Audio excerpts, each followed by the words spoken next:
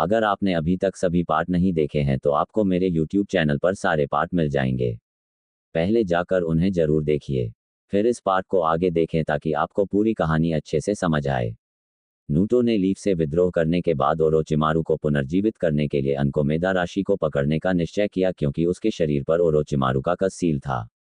Enco की team ने सावधानी से नारुतो का निरीक्षण किया।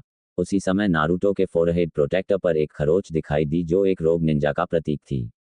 अनको ने हैरानी से नारुतो से पूछा कि यह सब क्या हो रहा है। अपने साथियों के सामने नारुतो अंदर से असहज था, लेकिन उसने ज्यादा कुछ नहीं समझाया, सिर्फ शांत स्वर में कहा कि सब कुछ वैसा ही है जैसा दिख रहा है। ये सुनकर अनको का दिल भारी हो गया। उसे चुनन एग्जाम्स के दौरान नारुतो का निडर और सीधा साधा स्वभाव याद आया। उसने कभी सोचा भी नहीं था कि वह इतना बदल जाएगा। अब नारुतो जो कि पकड़ने का लक्ष्य था खुद सामने आ गया था। अनको ने उसके असली उद्देश्य के बारे में पूछा। नारुतो ने गंभीरता से उत्तर दिया, शिनोबी वर्ल्ड के भविष्य के लिए मुझे ओरोचिमारू की मदद चाहिए और उसे पुनर्जीवित करने के लिए तुम एक अनिवार्य शर्त हो। ओरोचिमारू का नाम सुनते ही अनको का चेहरा डर से बदल गया।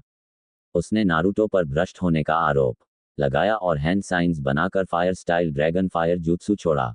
अग्नि का एक भयंकर ड्रैगन आकार का प्रवाह नारुतो की ओर बढ़ा। ये देखकर नारुतो ने भी तुरंत हैंड साइंस बनाए और water style water dragon bullet jutsu इस्तेमाल किया। पानी और आग की भीषण टक्कर तुरंत वातावरण को भाप से भर देती है। सफेद धुंध के भीतर से दर्जनों मीटर लंबा एक विशाल सरपेंट उठ खड़ा हुआ। युगा टोकुमा ने ब्याकुगान से नारुतो की स्थिति को पहचाना और अनको ने सरपेंट को नियंत्रित करके उस पर हमला करवाया। नारुतो साफ नहीं देख पा रहा था, लेकिन सेज मोड की मदद से वह अनको और दूसरों की गतिविधियों को स्पष्ट रूप से महसूस कर रहा था।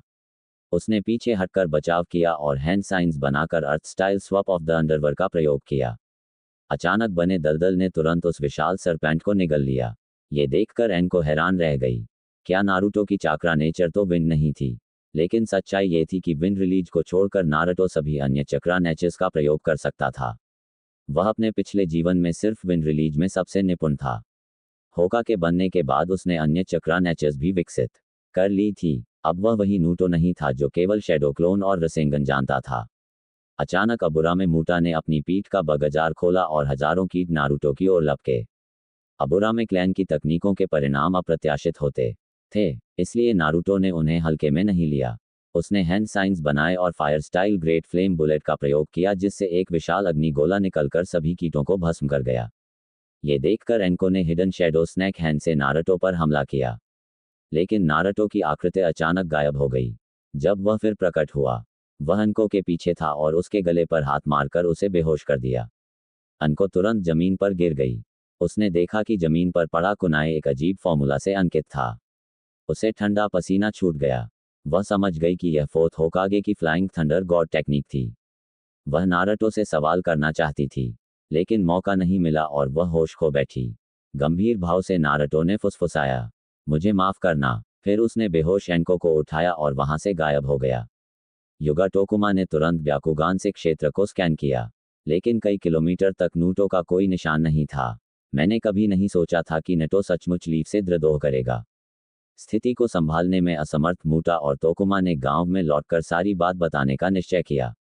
इसी समय नूटो बेहोश एनको को लेकर एक सुनसान गुफा में पहुंचा। उसने ईवल सीलिंग मेथड के हैंड साइंस बनाए तकनीक को उल्टा किया और एनको के कट सील को खोल दिया। जैसे ही सेज एनर्जी उसमें प्रवाहित हुई, एनको के कज़मार्क से धीरे धीरे एक सफेद सरपेंट बाहर निकला। जब सरपेंट का मुंह खुला तो ओरोचिमारू का फिसलता हुआ शरीर बाहर आ गया। ओरोचिमारू ने कहा, मैंने कभी नहीं सोचा था कि मुझे पुनर्जीवित करने वाला तुम होगे। नारुतो ने सीधे मुद्दे पर आते हुए कहा, मैं अपार शक्ति प्राप्त करना चाहता हूं और एक अभूतपूर्व शक्तिशाली और एकजुट शिनोबी वर्ल्ड बनाना चाहता हूं। इसके लिए मुझे तुम्हारे निंजुत्सु ज्ञान की आवश्यकता है। नारुतो की बातें सुनकर ओरोचिमारू ने उसे ध्यान से देखा। अब उसकी आंखों में कोई तिरस्कार नहीं था क्योंकि उसने अंकों के भीतर से नारुतो की शक्ति को प्रत्यक्ष देखा था। फिर भी नारुतो की अपील अब भी उचहा की शक्ति जितनी नहीं थी। कभी इटाची की एक नज़र ने ओरोचिमारू को अपमानित किया था और वह घाव अब तक ताज़ा था। अभी कबूटो का भाग्य सामने नहीं आया था और ओरोचिमारू अभी अभी पुनर्जीवित होकर अब भी सिस्के के शरीर को पाने की योजना बना रहा था। वह मुस्कुराकर बोला, मैंने नहीं सोचा था कि तुम्हारी कांक्षाएं इतनी बड़ी होंगी। अगर केवल कुछ लोगों को पुनर्जीवित करने की बात है तो मैं मदद करने के लिए तैयार हूँ। लेकिन नारुतो अब वह भोला लड़का नहीं था। होकागे बनने के वर्षों बाद उसकी लोगों से निपटने की क्षमता शिखर पर पहुंच चुकी थी। वह जानता था कि ओरोचिमारू ऐसा व्यक्ति नहीं है जो केवल शक्ति से डर जाए। उसे बल प्रयोग से वश में करना संभव नहीं था। ओरोचिमारू का असली लक्ष्य था दुनिया के सभी सत्य जानना। इसलिए नूटो ने मुस्कुराते हुए पूछा, क्या तुमने ओसुत्सुकी के बारे में सुना है? क्या तुम जानते हो रिंगन जागृत करने का रहस्य? ये सुनकर ओरोचिमारू की आंखों में उत्सुकता की चमक आई। फिर उसने मुस्कुराकर उत्तर दिया, कागुया ओत्सुत्सुकी, यह तो बस बच्चों को डराने के लिए माता पिता की घड़ी हुई कहानियां हैं। हालांकि उसने नूटो का धन्यवाद किया कि उसने उसे जीवित किया, लेकिन इस समय उसकी सबसे बड़ी रुचि सस्के के शरीर में ही थी। अचानक उसके पैर एक सांप की पूंछ में बदल गए और वह तेजी से गुफा के निकास की और भागा। लेकिन सुनहरी रोशनी की चमक के साथ नारुतो तुरंत प्रवेश द्वार पर प्रकट हुआ और ओरोचिमारू का रास्ता रोक दिया। इस समय ओरोचिमारू अभी भी सस्के के शरीर को पाने की योजना बना रहा था, इसलिए कोई भी तरीका अपनाए बिना नूटो उसे जाने नहीं दे सकता था। जब उसने देखा कि कोई भागने का रास्ता नहीं है, ओरोचिमारू की गर्दन अचानक लंबी हो गई और उसके दो तेज दांत सटीक रूप से नूटो की गर्दन में टिक गए। काले कज़माक का पैटर्न नारुतो के शरीर में फैल गया।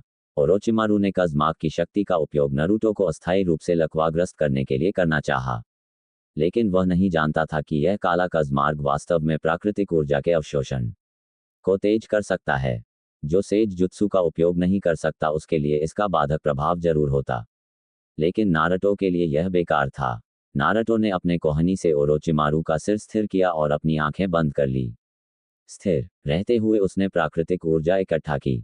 जैसे ही बड़ी मात्रा में प्राकृतिक ऊर्जा जमा हुई, नारुतो ने सेजक को प्रवाहित किया अपने और ओरोचिमारू के बीच के लिंक के माध्यम से और इसे ओरोचिमारू के शरीर में वापस धकेल दिया। ओरोचिमारू, जो सेज जुत्सु का उपयोग नहीं कर सकता था, तुरंत पीड़ा में आ गया और उसके पैर तुरंत मेंढक के पैरों में बदलने लगे।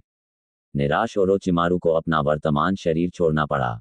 उसकी पीठ से एक नया शरीर फूट कर बाहर आया। उसने तुरंत मल्टी स्नैक अथॉरिटी फॉर्मेशन का उपयोग किया।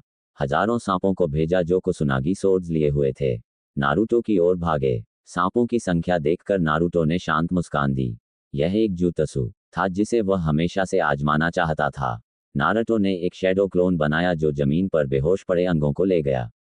फिर हैंड साइंस बनाए और सेज आर्ट का प्रयोग किया। Fire style majestic destroyer flame, तुरंत एक आग का समुद्र फटा और आने वाले सांपों को निगल गया। ओरोचिमारू अविश्वास में था। नूटो, जो उचिया क्लैन का नहीं था, वास्तव में इतनी बड़ी फायर स्टाइल का उपयोग कर सकता था। धुएं में से एक कठोर ध्वनि आई। नूटो का रटन शिकेन धुएं से बाहर निकला। ओरोचिमारू की ओर उड़ता हुआ। ओरोचिमारू का दिल कांप उठा। उसका सांप इंस्टिंक्ट बता रहा था कि यह चाल अत्यंत खतरनाक है।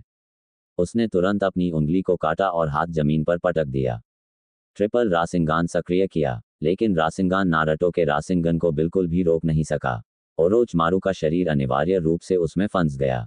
जब सफेद तूफान शांत हुआ, वह दर्दनाक स्थिति में जमीन पर पड़ा था। नारुतो तुरंत उसके पास प्रकट हुआ और मुस्कुराया। ओरोचिमारू, क्या अब तुम कृपया सस्के के शरीर की लालसा करना बंद कर सकते हो? ओरोचिमारू की आत्मसमर्पण की तुलना में नारुतो को सस्के की सुरक्षा अधिक महत्वपूर्ण लगी। ओरोचिमारू के उठने के बाद वह अब भी हाल ही की लड़ाइयों से गहराई से अस्थिर था। नारुतो की सांस बिल्कुल भी नहीं बदली थी। यह स्पष्ट था कि नारुतो ने अभी तक अपनी पूरी शक्ति का उपयोग नहीं किया था। उसने आसानी से ओरोचिमारू को दबा दिया था। नारुतो की वर्तमान शक्ति ने ओरोचिमारू को अपने जीवन में पहली बार ऐसा महसूस कराया कि वह कमजोर हो गया है। उसने मुस्कुराते हुए कहा कि वह अब सस्के को छोड़ देगा क्योंकि निंजा वर्ल्ड की हवा की दिशा पहले ही बदल चुकी थी। जहां भी नारुतो की तेज हवा चली वही उसकी सबसे अधिक रुचि बन गई। अब जब उसने ओरोचिमारू को नियंत्रित कर लिया तो नारुतो को सबसे पहले उसे उसके हाथ और सभी जुत्सु वापस दिलाने थे। उसने गांव के बाहर एक वाइट ज़ेडसु स्काउट को पकड़ लिया। फिर चुपचाप लीफ में उजुमा की रूइंस में प्रवेश किया और डेड डीमन कंज्यूमिंग सील का मास्क ले लिया। जब सब कुछ तैयार हो गया, ओरोचिमारू ने मास्क अपने चेहरे पर रखा। एक तेज हवा चली। ओरोचिमारू ने अपने हाथों से आत्माओं को मुक्त किया। 4 अन्य आत्माएं भी मुक्त हुई। नारुतो ने वाइट जसू का मुंह खोला और ओरोचिमारू का असली रूप तुरंत उसमें प्रवेश कर गया। उसने आखिरकार उन हैंड्स इन जूसू को प्राप्त कर लिया जिसका वह लंबे समय से सपना देख रहा था। इस समय नारुतो चुपचाप 4 आत्माओं को देखा और सोच में डूब गया। ये प्रीवियस होकागे की आत्माएं थी। यदि इन्हें अकेला छोड़ दिया गया तो वे खुद ही प्योरलैंड लौट जाएंगे। लेकिन फिर इन्हें कबूटो जैसे दुश्मनों द्वारा समन किया जा सकता था। एडो टेंसी का उपयोग करते हुए नारुतो ने एक स्क्रोल निकाली होकागे से माफी मांगी। कहा कि अभी मिलने का समय नहीं है और फिर 4 होकागे की आत्माओं को स्पिरिट टेक्निक से अस्थायी रूप से सील कर दिया। ओरोचिमारू नारुतो की सरल तकनीक को देखते हुए अपनी जीभ बाहर निकालने से खुद को रोक नहीं पाया। उसने नारुतो से पूछा कि उसका अगला कदम क्या है। नारुतो का अगला गंतव्य हिडन रेन विलेज था। नारुतो को रेन विलेज के प्रति विशेष भावनाएं थी। ये वही जगह थी जहां उसका सबसे सम्मानित शिक्षक मरा था और वही जगह जहां उसने कोनान से यह वादा किया था कि वह उसकी रक्षा करेगा। लेकिन अपने पिछले जीवन में होकागे बनने के बाद नारुतो कोनान से किया गया वादा पूरा नहीं कर पाया। रेन विलेज ने न केवल शांति हासिल नहीं की, यह अंततः कारा का ठिकाना बन गया। नारुतो ने अपने आप से कसम खाई कि इस बार वह अपने पिछले जीवन के सभी कर्ज चुका देगा। लेकिन अभी इसे कहना जल्दी था क्योंकि पेन अभी भी सबसे बड़ा दुश्मन था। जैसे ही नारुतो और ओरोचिमारू ने रेन विलेज में कदम रखा, नागाटो ने घुसपैठियों को महसूस किया और रेन टाइगर एडविल टेक्निक का प्रयोग किया। कोनान ने भ्रमित होकर पूछा कि क्या ये फिर से जिराया सन से लौटे हैं। नागाटो ने कोनान की धारणा को खारिज किया क्योंकि वहां 2 घुसपैठिए थे और उनमें से एक की चक्रा संभवतः सेंसे से भी अधिक मजबूत थी। उसने रेन टाइगर एडविल टेक्निक का उपयोग बंद किया और कोनान से कहा कि वह पहले की तरह पेपर में बदलकर गांव की जांच करें। नारुतो ने उस आकाश की ओर देखा जहां बारिश अचानक रुक गई थी और ओरोचिमारू को सतर्क रहने की चेतावनी दी। नगाटो को निश्चित रूप से घुसपैठियों का पता चल गया था।